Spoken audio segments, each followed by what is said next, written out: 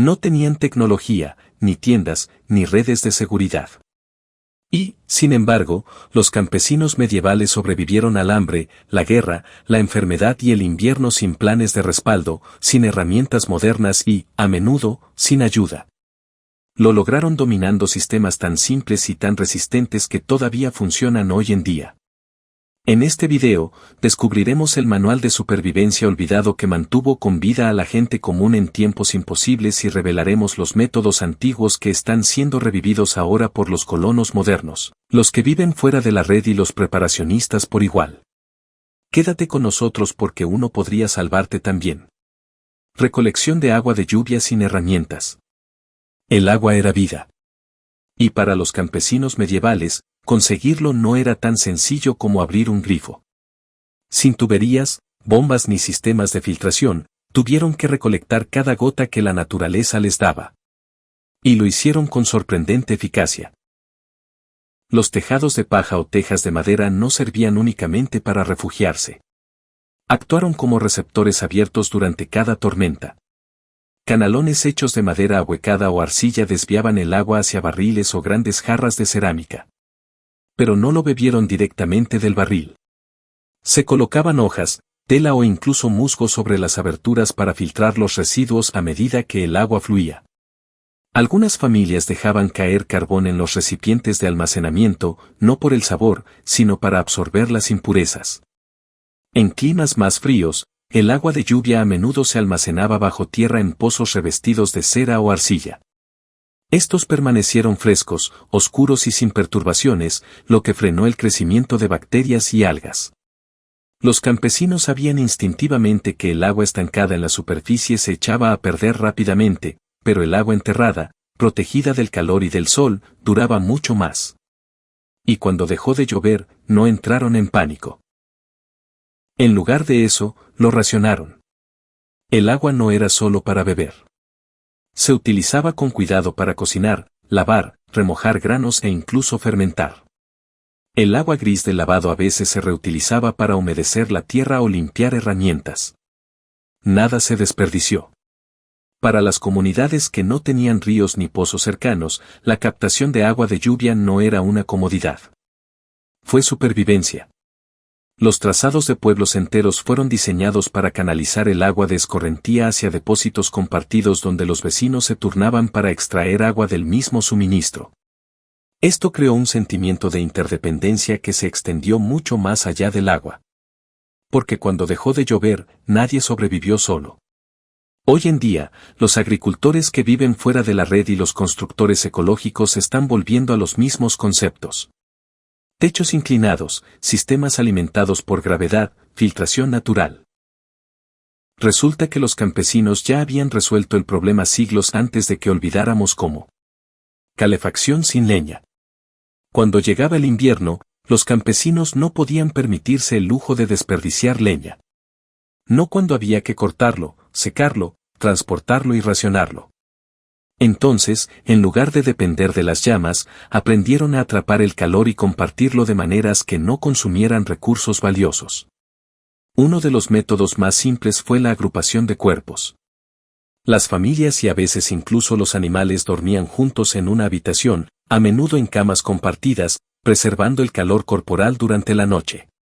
Se apilaban colchones de paja para aislarse del frío que subía del suelo. La lana, la piel y capas de lino creaban bolsas de aire que atrapaban el calor, mientras que las capas servían tanto para ropa de cama como para ropa de abrigo. En las regiones más frías, las casas fueron excavadas parcialmente en laderas o terraplenes de tierra. Estos refugios semisubterráneos aprovechaban el aislamiento natural del suelo. Incluso cuando la nieve cubría el techo, la temperatura en el interior se mantenía estable, fresca en verano y sorprendentemente cálida en invierno. En lugar de calentar una habitación entera, los campesinos a menudo se concentraban en calentar solo un lugar, la cama. Las piedras se calentaban en el hogar, luego se envolvían en tela o se colocaban en recipientes de barro y se metían debajo de las sábanas. El calor residual duró horas y no costó ni un solo tronco una vez que el fuego se apagó. Las paredes estaban rellenas de barro y paja para evitar las corrientes de aire. Las ventanas se cubrían con pergamino aceitado, vejigas de animales o capas de tela para reducir la pérdida de calor. Incluso las puertas estaban revestidas con esteras de juncos para bloquear el viento. Cada rincón de la casa fue tratado como una oportunidad para conservar el calor. En aldeas compartidas, familias enteras pueden reunirse en una estructura para pasar la noche. No solo por camaradería, sino por estrategia. Menos incendios, más cadáveres, menos calor perdido. Los métodos modernos de calefacción pasiva, como las casas protegidas por tierra y los suelos de masa térmica, se basan en la misma lógica que utilizaban antaño los campesinos por necesidad. Cuando el combustible escasea, el aislamiento y la calefacción compartida no son lujos. Son salvavidas.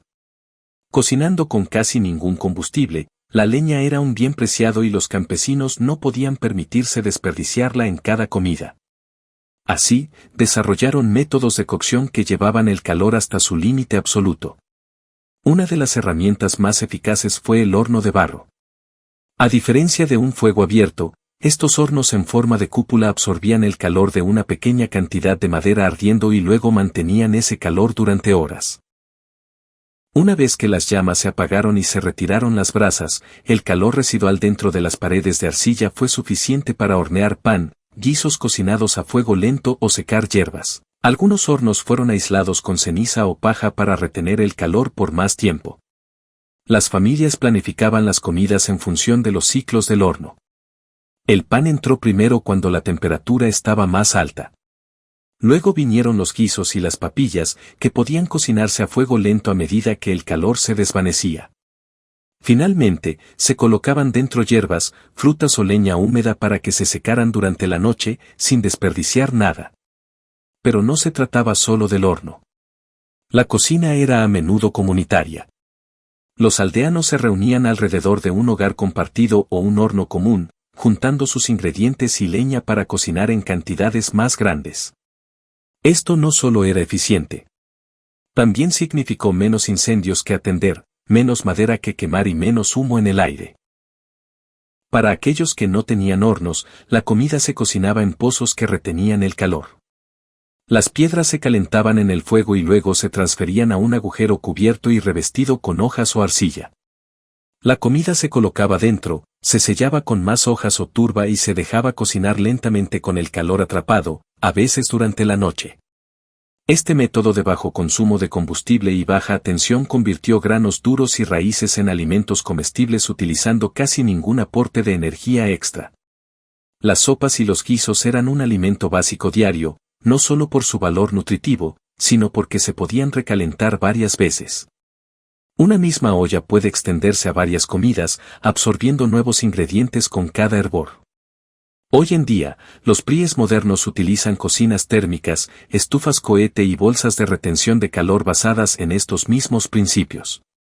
Porque en tiempos de crisis, cocinar no es una cuestión de conveniencia. Se trata de aprovechar al máximo cada chispa. Búsqueda de alimentos con precisión. Los campesinos no solo sobrevivían con lo que cultivaban. Sobrevivieron con lo que reconocieron. La búsqueda de alimento no era cuestión de adivinanzas.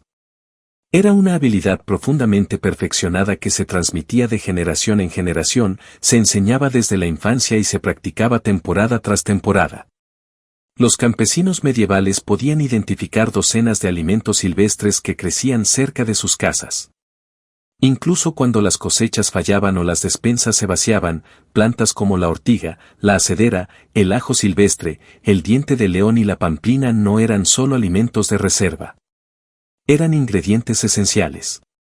La ortiga, una vez hervida, se volvía rica en hierro y vitamina C. La acedera agregaba un sabor cítrico a los guisos suaves y aportaba antioxidantes mucho antes de que existiera la palabra. El ajo silvestre ayudó a combatir infecciones y alejar parásitos.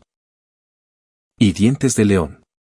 Desde la raíz hasta la flor, eran totalmente comestibles y se utilizaban en ensaladas, tónicos y tés. Pero saber qué comer no era suficiente. Los recolectores tenían que saber cuándo comerlo. Algunas plantas solo estaban seguras a principios de la primavera. Otros se volvían amargos o incluso tóxicos si se cosechaban demasiado tarde en la temporada. Los hongos eran especialmente riesgosos y la mayoría de los campesinos los evitaban por completo a menos que recibieran formación de un herbolario local. Siguieron una rotación estacional, buscando plantas específicas en momentos precisos para evitar agotar los suministros naturales o envenenarse. Algunas plantas fueron remojadas o hervidas varias veces para eliminar las toxinas. Otros fueron secados y almacenados para su uso en invierno. Los niños aprendieron a reconocer hojas, bayas, semillas y raíces comestibles no a través de libros, sino caminando por los mismos senderos con sus padres y abuelos. Era una habilidad incorporada a la vida diaria, no solo utilizada en emergencias. Hoy en día, la recolección moderna de alimentos está volviendo a ponerse de moda entre los supervivientes, los herbolarios y los defensores de la alimentación sostenible. Pero para los campesinos medievales, no era un pasatiempo. Era su póliza de seguro cuando el campo se secaba, las flores se acababan o el invierno llegaba temprano. En un mundo donde los estantes de las tiendas pueden vaciarse de la noche a la mañana, saber lo que crece bajo nuestros pies puede ser más poderoso que cualquier reserva. Conservación de alimentos sin refrigeración. Sin frigoríficos ni congeladores, los campesinos medievales tenían que pensar en el futuro, muy en el futuro. Si los alimentos no se conservaban adecuadamente, se pudrían. Y cuando llegaba el invierno o las cosechas fallaban, eso significaba hambruna. Así, dominaron una variedad de métodos de conservación, cada uno adaptado a la comida, la estación y lo poco que tenían disponible. El sulting era una de las técnicas más comunes. La carne y el pescado se frotaban con gruesas capas de sal para extraer la humedad e inhibir las bacterias. Las lozas saladas se colgaban de vigas o se enterraban en contenedores donde podían durar meses, a veces más. El secado fue igualmente vital. Los campesinos colgaban hierbas, frutas y finas lonchas de carne en ahumaderos o cerca del hogar. Los frijoles y legumbres secados al aire se guardaban en sacos de tela o jarras de cerámica, listos para ser hervidos en guisos espesos cuando los productos frescos se habían agotado. En las regiones más frías o en los meses de invierno, los alimentos a veces se conservaban enterrándolos en nieve o envolviéndolos en cenizas, lo que impedía la entrada del aire y retardaba la descomposición. Las hortalizas de raíz se almacenaban en sótanos frescos, a veces cubiertos de paja o arena para mantener la humedad y evitar la putrefacción. Los cereales y las legumbres, columna vertebral de la dieta campesina, se conservaban en fosas selladas revestidas de cal o arcilla, protegidas de la humedad y las plagas. Estos hilos subterráneos, aunque simples, permitían conservar las cosechas en condiciones de uso hasta bien entrada la temporada siguiente. Algunos métodos fueron más creativos. El queso se añejaba para endurecerse y resistir el moho. El vinagre y la miel se utilizaban para encurtir verduras o conservar frutas.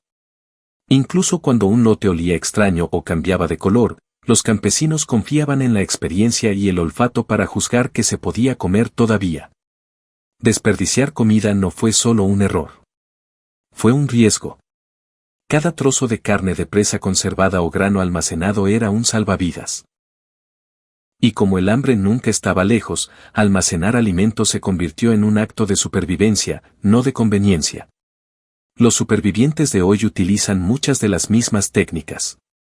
Curación en sal, deshidratación, fermentación. La tecnología puede parecer moderna, pero la sabiduría es antigua. Tratamiento de enfermedades sin medicamentos. Cuando la enfermedad atacaba, los campesinos no corrían a buscar un médico porque no había ninguno. Los médicos eran escasos, caros y a menudo estaban lejos. Así, las familias recurrieron a algo más antiguo que la medicina, las plantas, el conocimiento y los rituales. Sabían que hierbas combatían las infecciones, que raíces aliviaban el dolor y que mezclas podían bajar la fiebre. Esto no era folclore. Era una ciencia de supervivencia que se transmitía de generación en generación. El ajo se utilizaba como antibiótico natural consumido crudo o infusionado en tónicos. La miel con sus propiedades antimicrobianas se aplicaba a las heridas para prevenir infecciones y acelerar la curación. La corteza de sauce, rica en salicina, se masticaba o se preparaba en té para reducir el dolor y la inflamación siglos antes de que se inventara la aspirina. El vinagre cumplía múltiples funciones. limpiar heridas, eliminar infecciones de oído, incluso mezclado con hierbas como desinfectante básico. Se cortaban cebollas en rodajas y se envolvían alrededor de las extremidades para aliviar la enfermedad. Y las picos hechas de consuelda, plátano o artemisa se aplicaban a todo, desde quemaduras hasta huesos rotos. No eran curas milagrosas, pero funcionaron con la suficiente frecuencia como para convertirse en una práctica estándar. Las mujeres campesinas, especialmente las matriarcas mayores, actuaban como herbolarias, parteras y sanadoras.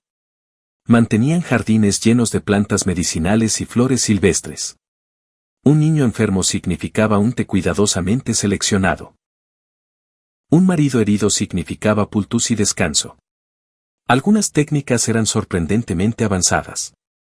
El repollo fermentado, chucrut temprano, ayudó con la digestión y la deficiencia de vitamina C. Incluso ciertos panes mohosos se aplicaban sobre las heridas. Primitivo, sí, pero no muy diferente de cómo se descubriría la penicilina siglos más tarde. Cuando ningún tratamiento funcionaba, intervenían los rituales. Oraciones, cánticos y acciones simbólicas ofrecían alivio emocional. Porque en tiempos de profundo sufrimiento, la creencia misma podría aliviar el pánico y crear esperanza. Hoy en día, los mismos ingredientes, miel, ajo, sauce y vinagre, están siendo reevaluados por los científicos y adoptados por los herbolarios modernos, no como sustitutos de la medicina, sino como valiosos aliados en el cuidado básico fuera de la red. Para los campesinos, estos no eran remedios caseros. Eran los únicos remedios. Defendiendo un hogar sin armas. La mayoría de los campesinos no poseían espadas, armaduras ni ballestas. No eran caballeros y no podían permitirse tener guardias entrenados. Pero eso no significaba que estuvieran indefensos. Cuando llegaba el peligro, ya fuera de bandidos, asaltantes o señores rivales, confiaban en la improvisación, la cooperación y el terreno. Una de sus primeras líneas de defensa fueron las cercas de zarzas naturales.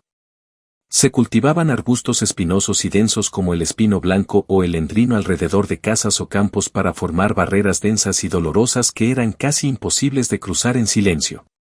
No se necesitan espadas, solo tiempo y paciencia. También se utilizaron estratégicamente zanjas y terrenos irregulares. Los accesos inclinados a las casas dificultaban el paso de los invasores.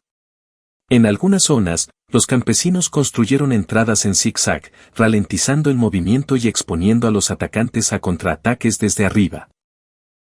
Para defenderse a corta distancia, fabricaban lanzas de madera endurecidas al fuego, herramientas agrícolas afiladas e incluso garrotes tallados con raíces de roble. Estas herramientas no eran elegantes, pero funcionaban. Las ventanas eran pequeñas y estaban situadas en alto, lo que limitaba los puntos de entrada. Las puertas estaban reforzadas con clavos o travesaños de hierro. Algunas casas incluso tenían agujeros sobre las entradas que se utilizaban para arrojar piedras, agua caliente o caldo hirviendo a los intrusos. Pero quizás la defensa más fuerte fue la comunidad. Los pueblos organizaron sistemas de vigilancia en los que los vecinos se turnaban para proteger las afueras. Si ocurría un ataque, se tocaba un cuerno o una campana y todos respondían, no solo para luchar, sino para proteger el ganado, los niños y las reservas de grano. Incluso el miembro más débil tenía un papel, distraer, advertir o ayudar a otros a escapar. También recurrieron a la disuasión psicológica. Cráneos de animales colocados cerca de senderos, perros que ladran fuertes o señales exageradas de defensa. Cualquier cosa para hacer dudar a los atacantes. En condiciones de asedio, las tácticas se intensificaron. Los campesinos cavaron túneles debajo de las cercas, almacenaron piedras en los tejados y prepararon rutas de escape hacia los bosques o las colinas. La lucha no siempre fue cuestión de armas. Era cuestión de tiempo, terreno y trabajo en equipo. Y en el mundo actual, donde muchos piensan que la defensa significa equipos y dispositivos, este tipo de estrategia colectiva simple podría ser más poderosa de lo que parece.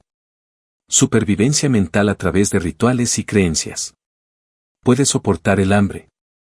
Puedes sobrevivir al frío. Pero, ¿qué te mantiene en marcha cuando sientes que el mundo se derrumba? Para los campesinos medievales, la supervivencia no era solo física. Fue una locura y construyeron fuerza interior a través de algo más profundo que herramientas, rituales, creencias y significado compartido. En tiempos de crisis, de malas cosechas, de enfermedades, de guerra, los campesinos no se limitaban a esperar con miedo. No siempre actuaron de maneras que reconoceríamos como racionales, sino de maneras que dieron estructura al caos que los rodeaba. Los rituales estacionales eran centrales en sus vidas. El cambio de año, los solsticios, los equinoccios y las cosechas se celebraban con canciones, fuego y reuniones. No eran solo celebraciones. Eran recordatorios de que el tiempo avanzaba, de que el invierno no duraría para siempre y de que su sufrimiento tenía un lugar en el ritmo más amplio de la vida. La narración de historias comunitarias jugó un papel poderoso. Los ancianos volvieron a contar mitos y cuentos populares que enmarcaban las dificultades como parte de una gran historia. Una inundación no fue solo mala suerte.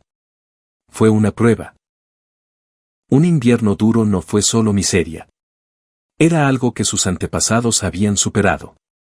Estas historias dieron sentido al sufrimiento y eso dio fuerza a la gente.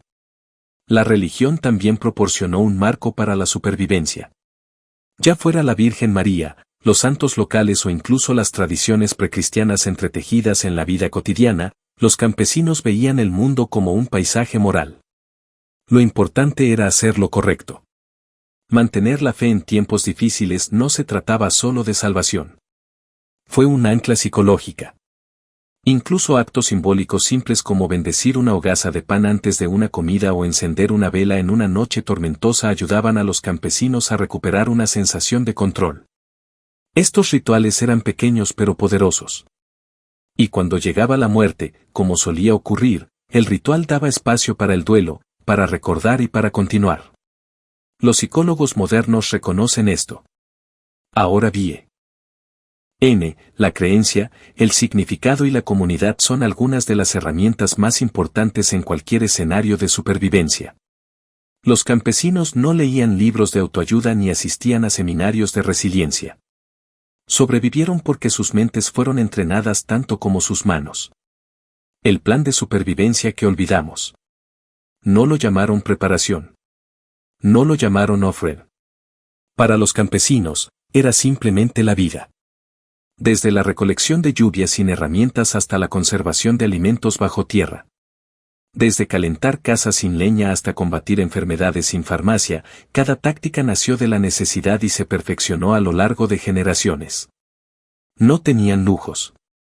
Tenían resiliencia. Y en una época en que los sistemas modernos se sienten más frágiles que nunca, tal vez sea hora de que dejemos de reírnos del pasado y empecemos a aprender de él, porque la supervivencia no era una tendencia para ellos.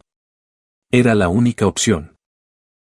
Y si encuentras valor en estas estrategias, te encantará nuestro análisis profundo sobre cómo las habilidades de supervivencia medievales se están reviviendo hoy en día.